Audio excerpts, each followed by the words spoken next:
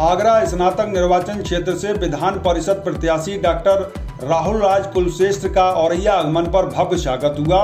कार्यकर्ताओं और स्नातक मतदाताओं ने फूल मालाओं से अभिनंदन कर जोरदार नारे लगाए।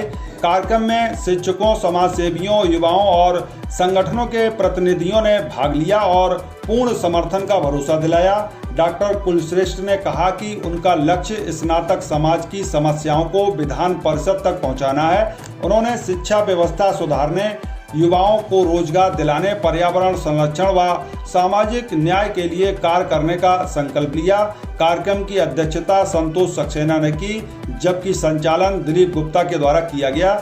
इस दौरान के तिवारी, शिवम पाल, राहुल पांडे, केदार पाल, महेंद्र पाल, योगेश पाल, अवनीश दीक्षित, अंकित सिंह, अनंत श्रीवास्तव, धर्मेंद्र श्रीवास्तव, विकास सक्सेना, सौरभ श्रीवास्तव सहित सैकड़ों लोग मौजूद रहे। औरैया एक पवित्र भूमि है, क्रांतिकारियों का जिला है। औरैया में मेरा परिचय बहुत पुराना नहीं रहा, लेकिन जब भी पिछले दौर में मैं आया हूँ, चुनावी दौर में, तो मेरे को काफ़ी सपोर्ट मिला औरैया से। भारत में हर व्यक्ति को अपने मत का अधिकार करने का लोकतंत्र है, प्रयोग करके सरकार चुनने का हक है। लेकिन मैं ये सोचता हूँ, पढ़े लिखे होने के नाते, कि सरकार हम प्रबुद्ध लोग, कोई लोग नहीं चुनते, हम आम आदमी नहीं चुनते।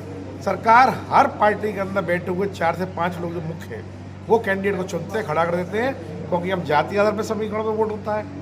हर चुनाव भारत का जाति आधार पर होता है। मैंने इस चुनाव को लड़ने की जो हिम्मत जुटाई है, वो केवल इसलिए जुटाई है कि लोगों की सोच को बदलूं, कि जिस दिन उम्मीदवार के चेहरे पर, उम्मीदवार के रिपोर्ट कार्ड पर चुनाव होगा, उस दिन इस भारत की दशा और दिशा दोनों बदलेगी।